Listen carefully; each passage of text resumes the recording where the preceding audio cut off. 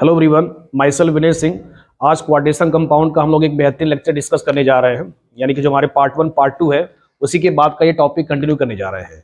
तो आज के लेक्चर में हम लोग क्या सीखेंगे, ऑक्सीडेशन नंबर निकालना सीखेंगे, और इसके अलावा क्या है ना कि हम कॉम्प्लेक्स कंपाउंड का आईयूपीएसी सीखेंगे।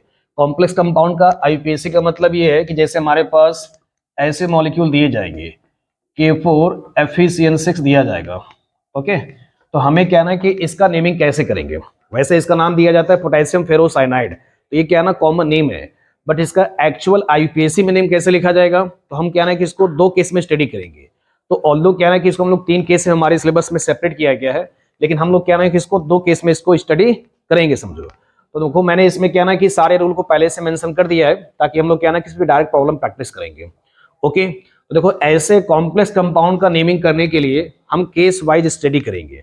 तो केस 1 हमने इसमें ऐसे बनाया है कि counter when counter ion is cation, when counter is cation and complex is anion. तो यानी कि हमें कौन सा केस इसमें पहचानना होगा, देखो ऐसे वाला केस। देखो इसमें ये क्या है ना, ये काउंटर क्या दिखता है, कैटायन दिखता है, और कॉम्प्लेक्स क्या दिखता है, एनायन दिखता है। तो ऐसे वाले कॉम्प्लेक्स का अगर हमें नेमिंग लिखना होगा तो कैसे कैसे रूल को फॉलो करेंगे बेटा, अंडरस्टैंड हो गया। तो पहले क्या करोगे कि एग्जाम्पल को आइडेंटिफाई करो कि अगर इस टाइप का क्वेश्चन है तो कैसे आईयूपीएसी दिया जाएगा। तो ये वाला केस तुम्हारा किस में आएगा, व्हेन काउंटर इज कैटायन, और रेस्ट पार्ट क्या आएगा, एनायन आएगा। जो पहले लिखा जाता है वो प्लस होता है और बाद वाला क्या होता है, माइनस होता है। आप ऐसे भी कैटेगरी में कर सकते हो। अब दूसरे वाले केस में देखो कैसे आएगा, जैसे दूसरे वाले बेटा केस क्या है ना, कुछ ऐसे आएगा, जैसे कॉपर अमोनिया क्या है ना 4 हो गया, और बाहर क्या है ना सपोज सल्फेट आ गया। तो ये वाला केस 2 वाले पैटर्न में आएगा, क्या आएगा, केस 2 में आएगा। तो कॉम्प्लेक्स क्या हो गया इसमें, कैटायन, काउंटर क्या हो गया, एनायन। तो ये केस 2 का पैटर्न आएगा, अंडरस्टैंड हो गया। तो पहले हम क्या ना कि केस वाइज इसका रूल लिख लेते हैं, फिर क्या ना दोनों को मिला के मिसलेनियस क्वेश्चन इस पे किया जाएगा। बोर्ड में क्या ना कि इस पर 2 नंबर का 1 नंबर का आईयूपीएसी फिक्स रहता है, और ये ऑर्गेनिक आईयूपीएसी से क्या ना कि स्ट्रेट फॉरवर्ड है, इजी चलता है। तो बस इसमें क्या ना एक बार अच्छे से रूल को समझ लो, फिर इस पे प्रॉब्लम प्रैक्टिस करते हैं। तो इसमें सबसे पहले क्या ना कि हम केस को पहचानेंगे। तो काउंटर क्या है, कैटायन, कॉम्प्लेक्स इज एनायन, मतलब ये वाले एग्जांपल को हमें नेमिंग कैसे करना है। आओ जरा देखो। तो रूल में क्या है कि when counter ion is cation, complex is anion. Second rule में क्या है ना, मतलब ये तो केस हो गया। अब देखो कैसे इसको लिखोगे, लिखने में क्या है ना कि पहले नेम ऑफ कैटायन को लिखोगे। सबसे पहले किसको लिखोगे, नेम ऑफ कैटायन को। एग्जाम्पल के तौर पर देखो पोटेशियम है, तो पहले क्या लिखा जाएगा, पोटेशियम लिखा जाएगा। अब देखो रूल नंबर 2 इसमें, रूल नंबर 2 ये है कि जब ये कैटायन लिख दोगे, देखो इसमें आईयूपीएसी क्या ना बड़ा स्ट्रेट फॉरवर्ड है, जो पहले दिखता है उसको पहले निपटा दो, जो पहले दिखता है पहले निपटा दो अच्छे से। तो पोटेशियम पहले दिखेगा, पोटेशियम को पहले निपटा दो, क्लियर हो गया अच्छे से। अब देखो इसके बाद क्या ना कि अब चलोगे ब्रैकेट के अंदर। तो ब्रैकेट के अंदर क्या ना देखो मेटल भी होता है और लिगेंड्स भी होता है, मेटल भी होता है, लिगेंड्स भी होता है। तो मेटल और लिगेंड्स में कंपटीशन क्या ना कि हम पहले लिगेंड्स को लिखते हैं। किसको लिखेंगे, लिगेंड्स को। और लिगेंड्स भी क्या ना कि एक से ज्यादा भी आ सकता है, एक से क्या आ सकता है, ज्यादा भी आ सकता है। तो ऐसे सिचुएशन के लिए क्या ना कि हम लोग क्या ना अल्फाबेटिकल फॉलो करते हैं। क्या फॉलो करेंगे, अल्फाबेटिकल। सपोज क्या ना कि हमारे पास एक से ज्यादा लिगेंड आ गया, एक से ज्यादा लिगेंड्स आ गया, तो क्या फॉलो करेंगे, अल्फाबेटिकल। तो देखो मैंने इसमें रूल क्या लिखा है, सेकंड रूल में name of ligand with alphabetical order तब होगा जब एक से ज्यादा लिगेंड्स आ जाएगा। बोले यहां तक क्लियर हो गया। अब देखो इसके बाद सबसे इंटरेस्टिंग इसमें ये है कि name of central metal atom, यानी जो इसमें सेंट्रल मेटल एटम होगा उसके बाद में क्या लिखोगे, ATE लगा दोगे। बेटा क्या लगा दोगे, ATE लगा दोगे। जैसे हमारे पास क्या ना एग्जांपल के तौर पे जैसे क्रोमियम आएगा तो क्या लिखोगे, क्रोमेट लिखोगे। जैसे प्लेटिनम आएगा तो प्लेटिनेट लिखोगे। सिल्वर का अर्जेंटेट लिखा जाएगा, ये क्या ना लैटिन वर्ड होता है, तो कुछ को मैं अलग से लिखवा दूंगा, क्लियर हो गया अच्छे से। और जैसे मेरे पास कॉपर है तो क्यूपरेट लिखा जाएगा, बोलो अच्छे से क्लियर हो गया। तो ये स्पेशली हमारे पास ये सफिक्स में क्या लगा दोगे, ATE लगा दोगे। तो यही रूल क्या ना कि थोड़ा स्लाइटली टफ होता है। जो केस 2 वाला आएगा वो क्या ना कि आखिरी में ATE हटा दिया जाएगा, बस इतना ही रूल है, बाकी सब रूल स्ट्रेट फॉरवर्ड है। इसके बाद देखो तीसरा रूल में क्या ना कि एक पॉइंट और है, name of central metal atom ending suffix with ATE followed by oxidation state of central metal atom in Roman number. यानी कि मतलब ये है कि जो सेंट्रल मेटल एटम होगा उसका जो भी ऑक्सीडेशन स्टेट निकाला जाएगा उसको कैसे लिखोगे, रोमन नंबर में लिखा जाएगा। यहां तक रूल क्लियर हो गया अच्छे से। तो इस रूल को क्या ना कि आप अच्छे से स्क्रीनशॉट ले लें, तब फिर क्या ना कि मैं इसका प्रॉब्लम प्रैक्टिस करते हैं। ओके, अब देखो इसमें एग्जांपल कैसे करते हैं बेटा। इसमें देखो एग्जांपल हमारे पास क्या है ना, इस रूल के हिसाब से सिंपलेस्ट एग्जांपल मेरे पास क्या दिखता है, K4FeCN6 दिखता है। डन हो गया। हमें इसका एग्जांपल का बेटा प्रैक्टिस करना है। Okay, K4FeCN6। देखो तो पहले केस पहचानो, कौन सा केस है, काउंटर केटायन है, कॉम्प्लेक्स एनायन है, मतलब ये रूल को फॉलो करेगा। तो कैसे पेस लिखा जाएगा, पहले आएगा पोटेशियम। तो देखो इसमें 4 पोटेशियम है तो टेट्रा नहीं लिखना है, इससे हमें कहना है कि इससे मतलब नहीं होता है, जो एलिमेंट है वैसे सीधा सीधा इसका लिखना है। बेटा इसमें नाम क्या लिखोगे, पोटेशियम लिखोगे। क्या लिखोगे, पोटेशियम लिखोगे। बोलो क्लियर हो गया, पोटेशियम हो गया। अब देखो क्या है ना कि थोड़ा इसमें डिफरेंस समझो। पोटेशियम है, देखो ये पार्ट अलग होता है बेटा, और ये पार्ट क्या होता है, अलग होता है। तो ये वाला बिरादरी पूरा अलग है, इसको अलग कर दिए। तो अब इसमें जब इंटर करोगे तो क्या ना थोड़ा स्पेस दोगे, क्या दोगे, थोड़ा स्पेस दोगे। मेरी बात समझ रहे हो, इसमें स्लाइटली थोड़ा स्पेस देंगे। तो अब आपने क्या लिखा, पोटेशियम। अब देखो क्या ना इसके अंदर आ जाओ, तो बेटा इसके अंदर मेटल है और लिगेंड्स है। तो मेटल और लिगेंड में क्या ना कि पहले किसको लिखोगे, नेम ऑफ लिगेंड्स को। एक ही टाइप का लिगेंड्स है तो एक ही लिखा जाएगा। अब देखो इसमें क्या ना बेटा, ये साइनाइड है। क्या है, साइनाइड है।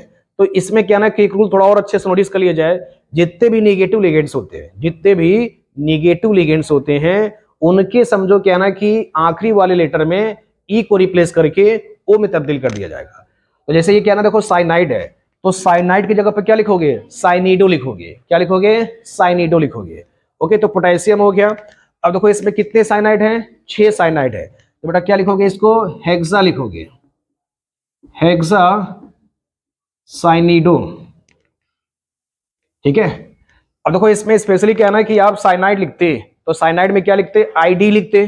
तो जितने भी निगेटिव लिगेंड्स से, जितने भी एनायन वाले पोर्शन है, अगर वो लिगेंड्स का पार्ट है तो ई को रिप्लेस कर दोगे ओ से, ई को रिप्लेस कर दोगे ओ से। तो हेक्सा साइनिडो, हेक्सा साइनिडो। अब देखो यहां पर क्या ना बेटा, ये आयरन है। तो आयरन का क्या करोगे, ऑक्सीडेशन स्टेट निकालेंगे। तो हम लोग क्या ना कि अपने पुराने वाले वीडियो लेक्चर में ऑक्सीडेशन नंबर यानी how to calculate oxidation number, ये मेरा क्वाड्रेशन कंपाउंड का पार्ट 2 लेक्चर में दिया गया है, तो आप उसको अच्छे से विजिट कर ले। तो बेटा इसमें आयरन है, तो आयरन का जब निकालोगे तो कैसे एज्यूम करते हो, let the oxidation be iron is x. थोड़ा सा मैं फील करके दिखा देता हूं। तो इस वाले को सपोज क्या है ना कि आप एक्स मान लेते हो, तो इसका क्या हो जाएगा, 4 हो जाएगा। तो 4 प्लस एक्स। एक साइनाइड पे क्या होता है, -1 चार्ज होता है। तो ऐसे कितने साइनाइड बेटा, -6 है, और उस पर कोई चार्ज नहीं है। तो ओवरऑल क्या एज्यूम करोगे, 0। तो बेटा इसको सॉल्व कर लो, ये कितना आएगा, x की वैल्यू 2 आएगा। अंडरस्टैंड हो गया। तो अब देखो इसके आगे कंटिन्यू करते हैं। तो पोटेशियम, हेक्सा साइनिडो। अब क्या लिखोगे इसमें, फेरेट। अभी क्या ना आयरन है समझो, तो आयरन का जो लैटिन वर्ड होता है ना, वो फेरस यानी वो फेरेट कहलाएगा बेटा। तो इसमें क्या लिखोगे, यहाँ पर फेरेट लिखोगे। ओके, क्या लिखोगे, फेरेट। ओके, तो ये हो जाएगा बेटा फेरेट। देखो इसमें क्या लिखो है, 8E लिखे, तो ये क्या हो गया, फेरेट हो गया स्पेशली, फेरेट। अब देखो इसमें कितना ऑक्सीडेशन नंबर आया, 2। तो क्या लिखोगे, रोमन नंबर में लिखोगे, तो 2 को ऐसे लिख करके ब्रैकेट बना दोगे। तो this is the complete name of potassium ferrocyanide. Okay, तो आप इसको अच्छे से नोट कर ले। डन। अब देखो मैं इसी में एक और एग्जांपल प्रैक्टिस करा देता हूं।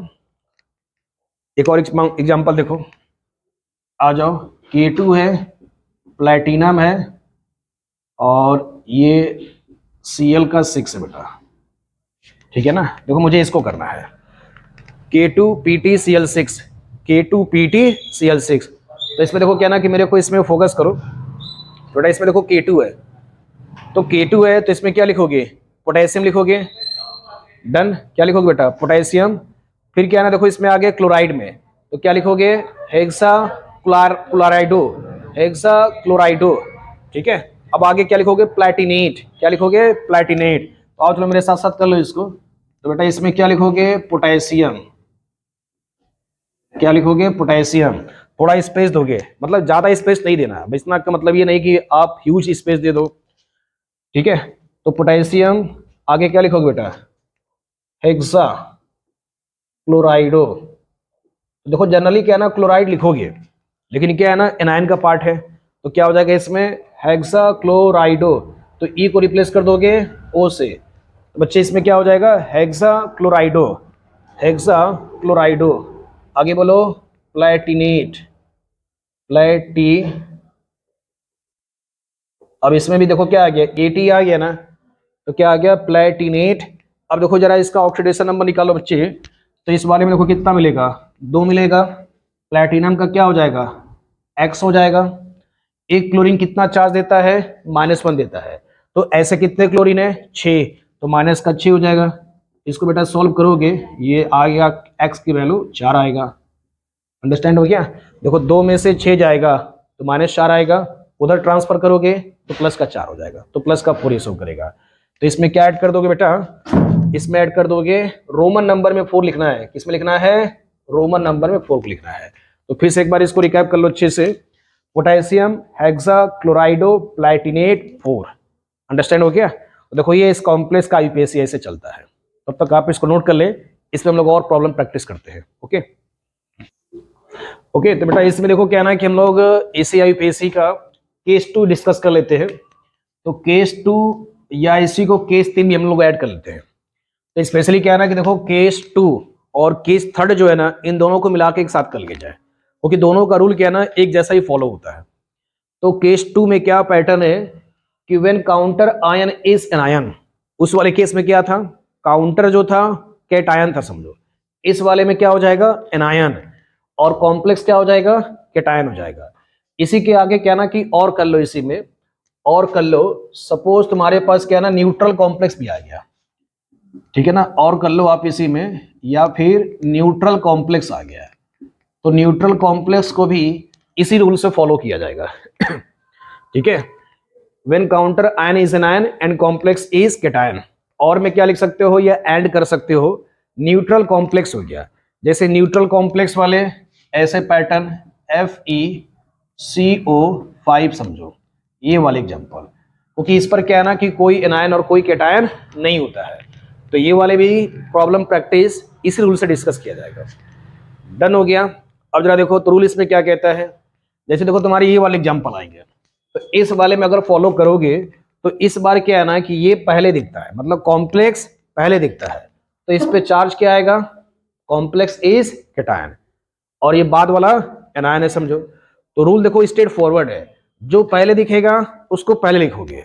अब इसमें क्या ना कि शर्त ही है कि लिगेंड्स भी आ गया, अब बेटा क्या गया इसमें लिगेंड भी तो आ रहा है, तो लिगेंड्स को क्या ना पहले लिखा जाएगा, उसी की तरह जैसे पुराना रूल लिखे थे, तो name of ligands with alphabetical order, यानी लिगेंड्स एक से ज्यादा आ जाएगा, तो यही तरीका है फॉलो करने का कि अल्फाबेटिकल फॉलो किया जाएगा।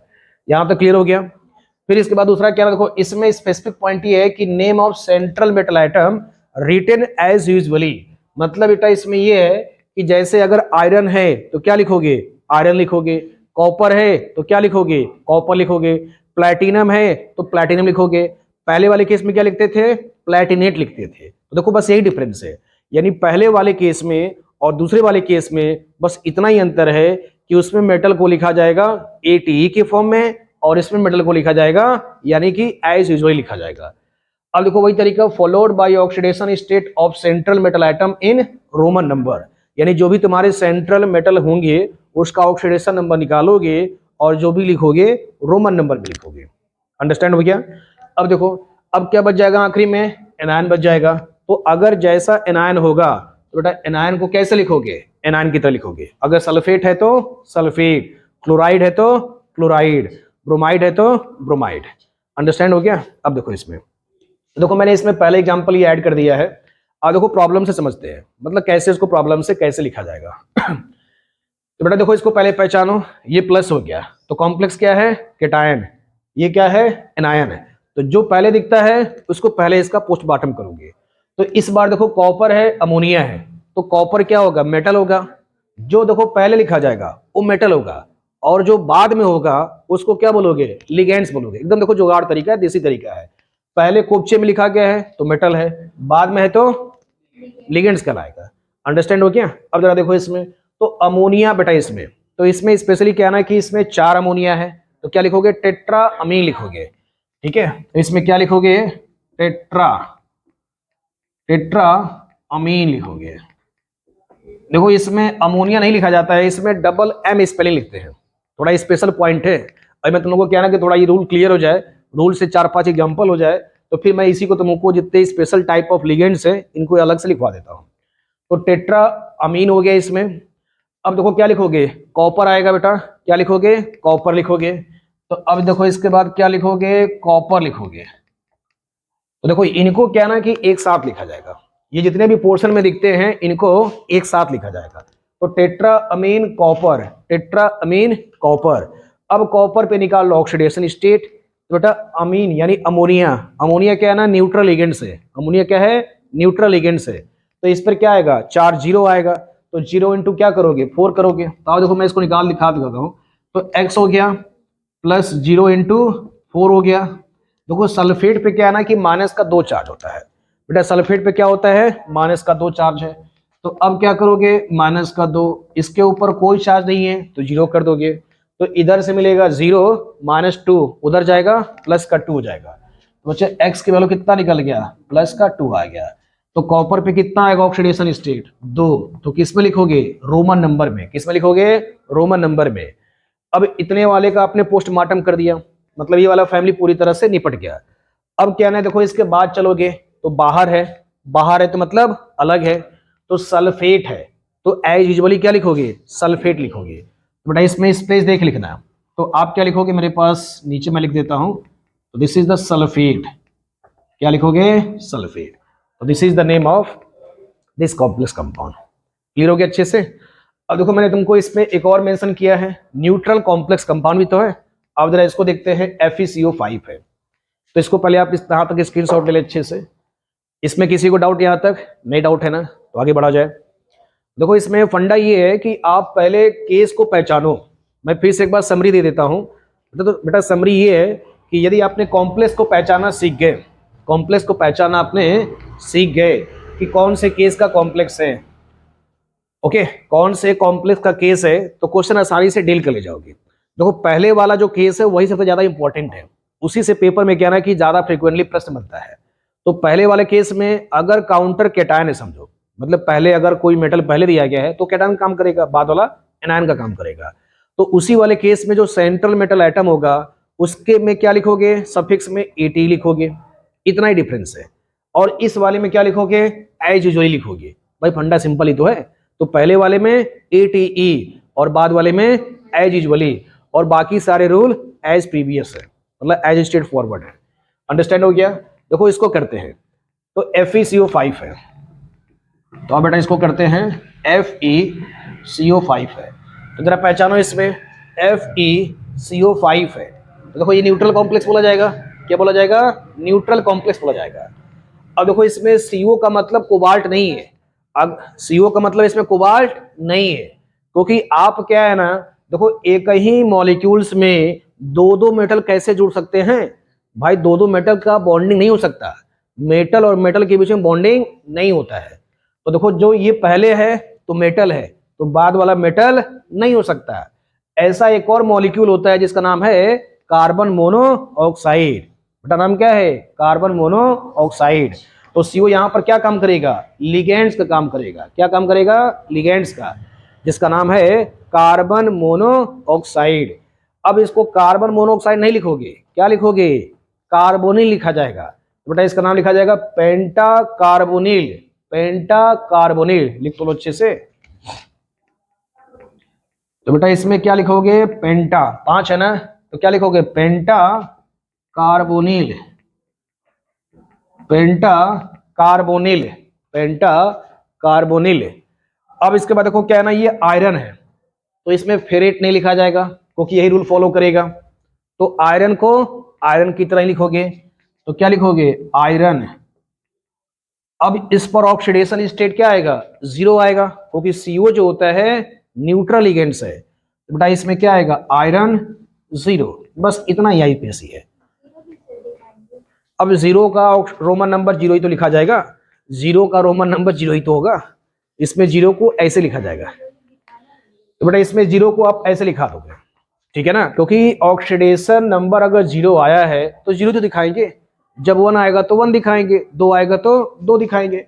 इसी पर देखो लगे हाथ किया ना, एक और प्रॉब्लम प्रैक्टिस करो, मेरे साथ साथ करते चलो। रूल सामने लिखा हुआ है, रूल सामने लिखा हुआ है ना, तो लिखना इजी रहेगा।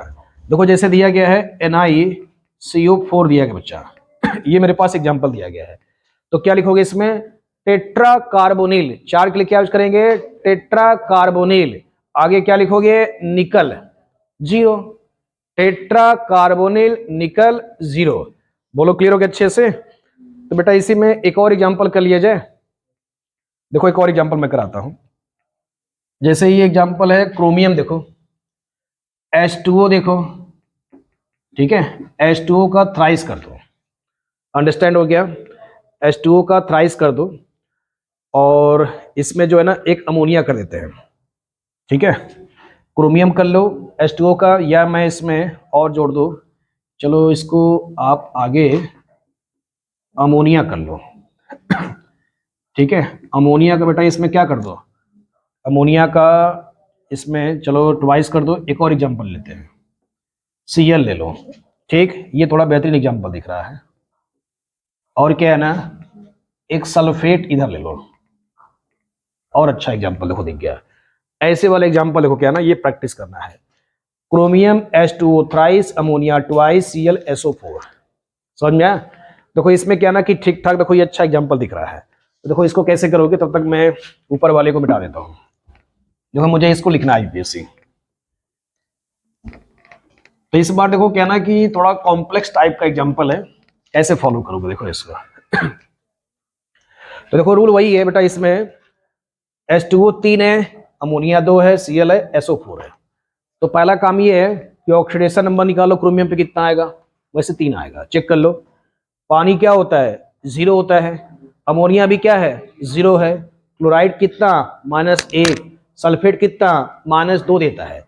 अभी क्या ना कि मैं किस पे क्या क्या चार्ज होता है, इनको मैं अच्छे से लिखवा देता हूँ। तो पहले क्या ना कि आप अच्छे से इसको फोकस करो पहले। अब ये शर्त है कि क्रोमियम पे कितना आ गया, 3 आ गया, चलो मैं एक बार निकाल के दिखा देता हूँ। तो बेटा क्रोमियम पे निकालोगे तो आओ इसको क्या ना यहाँ पे लिखते हैं इस एग्जाम्पल को, Cr हो गया, H2O का कितना है, थ्राइस है, अमोनिया कितना यहाँ पर है, बोलो ट्वाइस है, फिर इसके बाद इसके अंदर क्या है ना Cl दिया गया है, और फिर क्या ये SO4 दिया गया है, ठीक। तो ऑक्सीडेशन नंबर क्रोमियम का जो निकालोगे बेटा इसको क्या मान लोगे, x मान लोगे, बोलो। अब इसके बाद ये 0 हो जाएगा, तो 0 इंटू 3 प्लस क्या करोगे, 0 इंटू 2 -1, सल्फेट कितना, -2 इक्वल टू 0। तो बच्चे इसको सॉल्व करोगे तो x की वैल्यू प्लस का 3 आएगा, तो क्रोमियम पे 3 आ गया, काम आसानी हो गया। अब क्या है ना नेम लिखना है। देखो ये पहले है तो कॉम्प्लेक्स क्या आ गया इसमें, कॉम्प्लेक्स कैटायन है, और काउंटर क्या है, एनायन है। तो कॉम्प्लेक्स कैटायन काउंटर एनायन है। तो अब जरा देखो इसमें क्या ना, ये वाला जब डब्बा आ गया तो इनमें जो लिगेंड्स होते हैं इनको क्या लिखोगे, पहले लिखोगे विथ अल्फाबेटिकल ऑर्डर में, क्योंकि इस बार देखो पानी भी है, अमोनिया भी है, क्लोराइड भी है। तो शर्त ये होगा ना कि मैं कौन आएगा पहले, पहले किसका नाम लिखा जाएगा, कंपटीशन है। तो पहले क्या रहा कि पानी है, अमोनिया है, Cl है। अब देखो इसमें पानी को पानी नहीं लिखा जाता है, अक्वा लिखा जाता है। क्या लिखा जाता है, अक्वा। तो जरा इसको देखो, अब जरा तोड़ो, अक्वा भी है और उधर अमीन भी है। तो अक्वा में जरा इसको देखो, जब पहला स्पेलिंग मैच कर जाए तो दूसरा स्पेलिंग लो। देखो इसमें चेक करो बेटा, अक्वा आ गया, फिर इधर चेक करोगे तो अमीन आ गया। इतना क्लियर हो गया। देखो पहला लेटर सेम, Q और M में पहले कौन आएगा, M आएगा पहले ना। तो बेटा पहले लिखोगे अमीन को, कितना है 2, तो क्या यूज करोगे, डाई। क्या यूज करोगे, डाई। तो देखो इसको मैं लिख देता हूं, तो ये लिखोगे डाई अमीन, ठीक। अब देखो इसके बाद क्या लिखोगे, 3 है ना, तो कितना पानी, 3 पानी। तो 3 पानी नहीं लिखना है, ट्राई अक्वा लिखना है। क्या लिखोगे, ट्राई अक्वा। बेटा इसमें क्या लिखोगे, ट्राई अक्वा, ठीक है। अब क्या, हाँ डाई आएगा, डाई अमीन हो गया, ट्राई अक्वा हो गया, ये हो गया 2, ये हो गया 3। अब आएगा क्लोराइड ना। तो बेटा इसमें क्लोराइड को क्या लिखोगे, क्लोराइड को क्लोराइड नहीं लिखोगे, क्योंकि ये पार्ट ऑफ लिगेंड्स है और लिगेंड्स में निगेटिव है। तो क्या लिखोगे? क्लोराइडो। तो क्लोराइडो लिखोगे। क्या लिखोगे बच्चे? क्लोराइडो। इतना निपटा दिए, इतने का पोस्टमार्टम हो गया। अब जरा देखो, अब क्या बचेगा? मेटल। अब क्या बचा? मेटल। तो क्रोमियम को क्या लिखोगे इसमें? बेटा क्रोमियम को क्या लिखोगे? क्योंकि इसमें क्या ना, देखो ये कैटायन है तो काहे क्रोमेट लिखोगे? क्रोमियम लिखोगे। जब ये एनायन होगा तब क्रोमेट लिखोगे। अब कंफ्यूजन हो रहा है ना?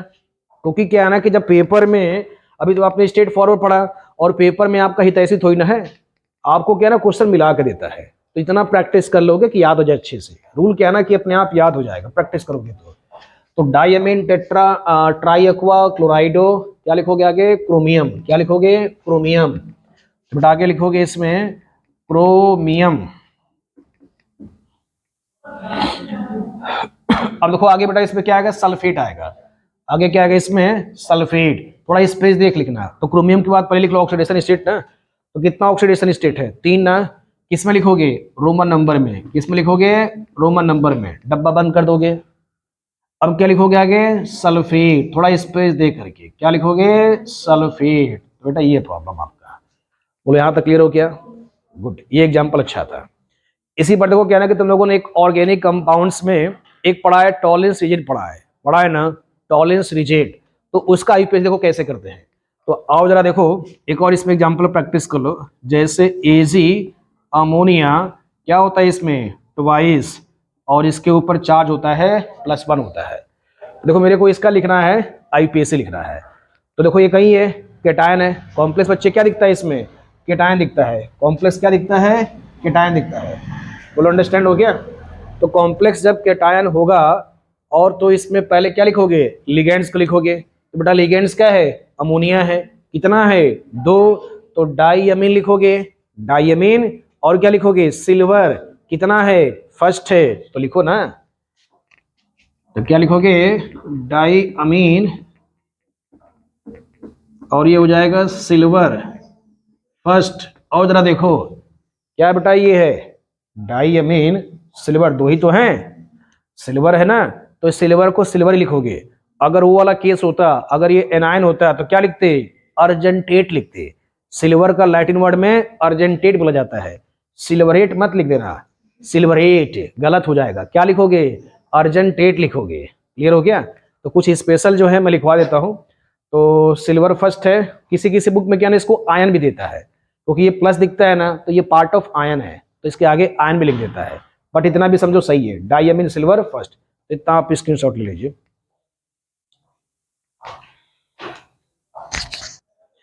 तो बेटा इसमें क्या ना कि कुछ जैसे कैटायन में स्पेशली क्या ना कि जो मेटल है समझो, तो मेटल स्पेशली क्या ना, जो सेंट्रल मेटल एटम, जब आपका केस आ जाएगा एनायनिक कॉम्प्लेक्स आ जाएगा, तो एनायनिक कॉम्प्लेक्स में जितने भी मेटल्स है उनको क्या लिखोगे? लास्ट में एटी लिख दोगे। क्या लिख दोगे? एटी लिख दोगे।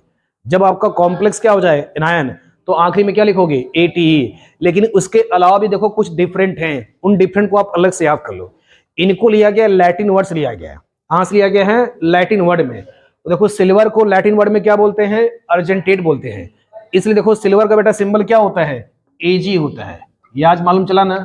इसलिए देखो सिल्वर लिखते हो यहां और सिंबल लिखते हो कुछ ऐसे, तो दोनों का अंतर पता चल पाया? तो सिल्वर का जो लैटिन वर्ड आया है अर्जेंटेट से, सिंबल क्या यूज करते हो? एजी। अगला देखो आयरन, तो आयरन में देखो स्पेलिंग आई आता है, लेकिन सिंबल क्या यूज करते हो? एफ ई यूज करते हो। तो जो भी हमारे स्पेलिंग होते हैं, उन स्पेलिंग का जो पहला लेटर होता है वही हमारा सिंबल यूज करते हैं। कॉपर है ना, बेटा इसमें क्या यूज करते हो? क्यूप्रेट। तो सिंबल क्या आता है? सीयू आता है। अगला देखो लेड है ना, तो लेड में क्या ना पीबी सिंबल आता है। क्या यूज करते हो? प्लम्बेट। तो बेटा इसका सिंबल आता है पीबी। अगला देखो गोल्ड है, इसका क्या है ना एयू आता है, तो अरेट इसको यूज करते हैं। This is the arete. अगला देखो टिन है ना, सिंबल क्या यूज करते हो? स्टैनेट। तो इसका सिंबल बेटा एसएन होता है।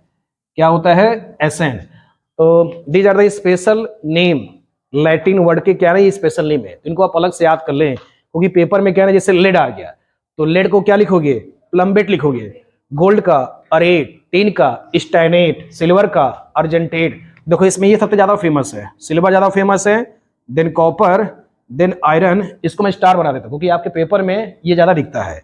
फिर इसके बाद बेटा लेड दिखता है, ठीक है। गोल्ड बहुत रेयर दिखता है। तो ये सारे क्या ना कि स्पेशल हैं। इनको आप नोट कर ले अलग से।